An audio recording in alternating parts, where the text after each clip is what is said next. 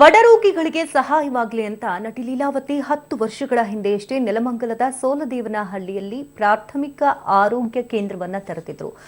ಆ ಆಸ್ಪತ್ರೆಗೆ ಈಗ ಬೀಗ ಬಿದ್ದಿದೆ. ಅಂದಹಾಗೆ ಈ ಆಸ್ಪತ್ರೆಗೆ ಅಡ್ಡಿ ಆಗ್ತಿರುವುದು ಬೇರೆ ಯಾರೂ ಅಲ್ಲ, ತಿಂಗಳಿಗೆ ಕೈತುಂಬಾ ಸರ್ಕಾರಿ ಸಂಬಳ ಪಡೆಯುವಂತಹ ನೆಲಮಂಗಲ ತಾಲೂಕು ಆಸ್ಪತ್ರೆ ಮುಖ್ಯ ವ್ಯವಸ್ಥಾಪಕ ಅಧಿಕಾರಿ ಡಾಕ್ಟರ್ ನರಸಿಂಹಯ್ಯ. ಆಸ್ಪತ್ರೆಗೆ ಬರ್ತಿದ್ದಂತಹ ವೈದ್ಯ ಮಂಜುಳಾ ಅನ್ನೋರಿಗೆ ಬೀಗ ಹಾಕೊಂಡು ವಾಪಸ್ ಬರುವಂತೆ ಸೂಚನೆಯನ್ನ ನೀಡಿದ್ರು ಅಧಿಕಾರಿ ಡಾಕ್ಟರ್ ನರಸಿಂಹಯ್ಯ ಅವರು. ಈಗ ವೈದ್ಯರಿಲ್ಲದೆ ನಟಿ ಲೀಲಾವತಿಯವರ ಕನಸಿನ ಯೋಜನೆಗೆ ಸರ್ಕಾರವೇ ಅಡ್ಡಿ ಆಗ್ತಾ ಇರೋದು ನಿಜಕ್ಕೂ ದುರಂತವೇ ಸರಿ. ಏನು ಬಂದು ಹೋಗಿ ಅಂತ ಹೇಳ್ತಾರಂತೆ, ಸಂಬಳ ಕೊಡೋದಿಲ್ಲ, ಬೀಗ ಹಾಕೊಂಡು ಬಂದ್ಬಿಡಿ ಅಂತಾರಂತೆ. ಆಮೇಲೆ ಇಲ್ಲಿ ಕಾವಲಿಗೆ ಯಾರನ್ನ ಇಟ್ಟಿದ್ದೀವೋ ಅವ್ರಿಗೆ ಸಂಬಳ ಕೊಡೋಲ್ಲ. ನಾವು ನಮ್ಮ ಕೈಲಾದಷ್ಟು ನಾವು ಕೊಟ್ಟು ಧಾನ್ಯನ್ನೆಲ್ಲ ತರಿಸಿಕೊಟ್ಟು ದುಡ್ಡು ಕೊಡೋಕ್ಕಾಗದೆ ಅದನ್ನ ತರಿಸ್ಕೊಟ್ಟು ಅಂಗಡಿಯಿಂದ ಸಾಲ ತಂದು ಕೊಟ್ಟು ನಾವು ಹೇಗೋದು ಸುಧಾರಿಸಿದ್ದೀವಿ. ಯಾವ ನೂರಾರು ಜನರು ಎಷ್ಟೋ ಜನ ಬಂದು ಕೂತ್ಕೊಳ್ತಾರೆ, ಬೈಕ್ ಕಾರ್ನಲ್ಲಿ ಬರ್ತಾರೆ, 10 ಹಳ್ಳಿಯಿಂದ ಬರ್ತಾಯಿದ್ದಾರೆ. ಇಲ್ಲಿ ಲೀಲಾವತಿ ಅವರ ದೃಷ್ಟಿಲಿ ಯಾವುದೋ ಒಂದು ಬಿಕಾರಿ ಅಂತ ಇದೆ. ನಾನು ಬಿಕಾರಿನೇ ಇರ್ಬೋದು, ಬಿಕಾರಿ ಇಂಥ ಕೆಲಸ ಮಾಡಿದಾಳೆ ಅಂತ ಹೆಮ್ಮೆ ಪಡಬಾರ್ದ ನೀವು? ಬಿಕಾರಿ ಆದವರೇ ಇಂಥ ಕೆಲಸ ಮಾಡಿದಾರಲ್ಲ ಅಂತ ಸಪೋರ್ಟ್ ಮಾಡ್ಬೋದಲ್ಲ. ನಮಗೆ ಮಾಡಬೇಡಿ, ಈ ಹಳ್ಳಿ ಜನಕ್ಕೆ ಮಾಡಿ. ನಮ್ಗೆ ಯಾರು ಸಪೋರ್ಟ್ ಬೇಡ, ಮೇಲೆ ಒಬ್ಬ ಇದ್ದಾನೆ ಅವ್ನು ಮಾಡ್ತಾ ಇದ್ದಾನೆ ಸಾಕು. ಹೇಳದ್ ದೊಡ್ಡದಲ್ಲ. ಈ ರೀತಿ ಒಂದು ಡಾಕ್ಟ್ರನ್ನ ಒಂದು ಡಿ ಗ್ರೂಪ್ನ ನಿಲ್ಲಿಸ್ಬಿಟ್ಟು ಕೆಲ್ಸಕ್ಕೆ ಹೋಗ್ಬೇಡ, ನೀವು ಬೀಗ ಹಾಕೊಂಬ ಅಂತ ಹೇಳಿದ್ರೆ ಏನು ಅವರು ಸಾಹೇಬ್ರು ನರಸಿಂಹಮೂರ್ತಿ ಸಾಹೇಬ್ರು ಆ ಥರ ಮಾತಾಡೋದು ನ್ಯಾಯನೇನೋದು?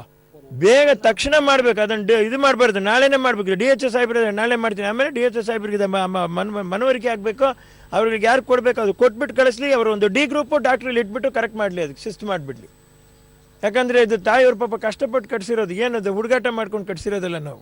ನರಸಿಂಹಯ್ಯ ಇನ್ನಷ್ಟು ಮಾಹಿತಿಯನ್ನು ಕಲೆ ಹಾಕೋಣ. ದೂರವಾಣಿ ಸಂಪರ್ಕದಲ್ಲಿ ಪ್ರಕಾಶ್ ಇದ್ದಾರೆ. ಪ್ರಕಾಶ್, ನಿಸ್ವಾರ್ಥ ಜೀವನವನ್ನ ನಡೆಸ್ತಾ ಇದ್ದಾರೆ. ಗ್ರಾಮೀಣ ಭಾಗದ ರೈತಾಪಿ ಹಾಗೂ ಬಡ ಜನರಿಗೆ ಅನುಕೂಲ ಆಗಲಿ ಅಂತ ಆಸ್ಪತ್ರೆ ಕಟ್ಸಿದ್ರೆ ಈಗ ನೋಡಿದ್ರೆ ಒಂದಲ್ಲ ಒಂದು ಸಮಸ್ಯೆಗಳು ಎದುರಾಗ್ತಾ ಇದೆ. ಡಾಕ್ಟರ್ ನರಸಿಂಹಯ್ಯ ಅವರು ಯಾಕೆ ಈ ರೀತಿ ಮಾಡ್ತಾ ಇದ್ದಾರೆ, ಏನ್ ಕಾರಣ ಅಂತ? ಖಂಡಿತ ಸಿಗುತ್ತಿಲ್ಲ. ಏನಂತ ಹೇಳಿದ್ರೆ, ಬಡವರ ಏಳಿಗೆಗಾಗಿ ಒಂದು ರೀತಿಯಲ್ಲಿ ಒಂದು ಆಸ್ಪತ್ರೆಯನ್ನು ಕಟ್ಟಿಸಿ ಸರ್ಕಾರಕ್ಕೆ ಒಂದು ಸ್ವಾಧೀನವನ್ನ ನೀಡಿದ್ರು ಏನು ಹಿರಿಯ ನಟಿ ಲೀಲಾವತಿ ಅವರು. 2009 ಏನು ಒಂದು ಸರ್ಕಾರಕ್ಕೆ ಹಸ್ತಾಂತರ ಮಾಡಿ ಒಂದು ರಿಜಿಸ್ಟರ್ ಮಾಡಿರುವಂತದ್ದು. ಆದ್ರೆ ಅಂದಿನಿಂದಲೂ ಸಹ ಚೆನ್ನಾಗಿ ರೀತಿಯಲ್ಲಿ ನಡ್ಕೊಂಡ್ ಬರ್ತಿದ್ರು. ಪ್ರತಿನಿತ್ಯ ನೂರಾರು ಏನು ರೋಗಿಗಳು ಈ ಆಸ್ಪತ್ರೆಯ ಚಿಕಿತ್ಸೆ ಪಡ್ತಾ ಇದ್ರು. ಅಲ್ಲಿ ಚಿಕಿತ್ಸೆ ಪಡೆದಲ್ಲದೆ ಏನು ಲೀಲಾವತಿ ಅವರು ಅಲ್ಲಿ ಒಂದು ಸೆಕ್ಯೂರಿಟಿ ಗಾರ್ಡ್ನು ಸಹ ಸ್ವತಃ ಖರ್ಚಿನಲ್ಲಿ ಅವ್ರು ನೇಮಿಸಿದ್ರು. ಸರ್ಕಾರ ಕೂಡ ಅವ್ರಿಗೆ ಒಂದು ಸಂಬಳವನ್ನ ನೀಡ್ತಿದೆ ಅಂತ ಹೇಳಿದ್ರು. ಆದ್ರೆ ಒಂದು ವರ್ಷಗಳೇ ಕಳೆದಿದೆ, ಆತನಿಗೂ ಏನು ಗಾರ್ಡ್ಗೂ ಕೂಡ ಯಾವುದೇ ರೀತಿಯ ಸಂಬಳ ಕೊಟ್ಟಿಲ್ಲ. ಮತ್ತೆ ಇಲ್ಲಿ ವೈದ್ಯಾಧಿಕಾರಿಗಳ ಏನು ಒಂದು ಎಡವಟ್ಟು ಮತ್ತೆ ನಿರ್ಲಕ್ಷ್ಯ ತಾರತಮ್ಯ ಇದೆ ಅಂತಾನೆ ಸಹ ಒಂದು ಆರೋಪವನ್ನ ನಟ ವಿನೋದ್ ರಾಜ್ ಅವರು ಸಹ ಗಂಭೀರವಾಗಿ ಮಾಡ್ತಾ ಇದ್ದಾರೆ. ಯಾವುದೇ ರೀತಿಯ ಸರಿಯಾಗಿ ಸ್ಪಂದಿಸ್ತಿಲ್ಲ ಅಂತ ಹೇಳಿ ಒಂದು ಆರೋಪ ಮಾಡ್ತಿರುವಂತದ್ದು ಶಕುಂತಲಾ.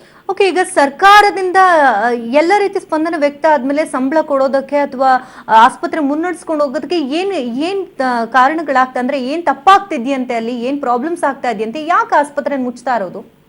ಶಕುಂತಲಾ, ಏನಂತ ಹೇಳಿದ್ರೆ ಅಲ್ಲಿ ಮಂಜುಳಾ ಅಂತ ಹೇಳಿ ಒಂದು ವೈದ್ಯರನ್ನ ಒಂದು ನೇಮಕ ಮಾಡಲಾಗಿದೆ. ಆ ವೈದ್ಯರು ಏನು ಅವರು ನೆಲಮಂಗಲ ಪಟ್ಟಣದಲ್ಲಿ ಇರುವಂತಹ ತಾಲೂಕು ಆಸ್ಪತ್ರೆಯಲ್ಲಿ ಅವರು ಕರ್ತವ್ಯ ನಿರ್ವಹಿಸ್ತಾ ಇರುವಂತದ್ದು. ಈ ಸಂದರ್ಭದಲ್ಲಿ ಡೆಪ್ಟೇಷನ್ ಮೂಲಕ ಆ ಮಂಜುಳಾ ಅವರನ್ನ ಅಲ್ಲಿಗೆ ಒಂದು ವರ್ಗಾವಣೆ ಮಾಡಿರ್ತಾರೆ. ಈ ಸಂದರ್ಭದಲ್ಲಿ ಏನು ಇವರು ಮಂಜುಳಾ ಅವರು ಇಲ್ಲಿ ಸಂಬಳವನ್ನ ಪಡಿತಾ ಇರ್ತಾರೆ. ಆದ್ರೆ ಇಲ್ಲಿ ಇರುವಂತಹ ಆಡಳಿತಾಧಿಕಾರಿ ಏನು ನರಸಿಂಹಯ್ಯ ಅವರು, ನೀವು ಅಲ್ಲಿಗೆ ಯಾಕೆ ಹೋಗ್ತೀರಾ, ಇಲ್ಲೇ ಕೆಲಸ ಮಾಡಿ ಅಂತೇಳಿ ಅವರಿಗೆ ತಾಕೀತು ಮಾಡಿದ್ದಾರೆ ಅನ್ನೋ ರೀತಿಯಲ್ಲಿ ಆರೋಪ ಒಂದು ಕೇಳಬಂದಿರುವಂತದ್ದು ಶಕುಂತಲಾ.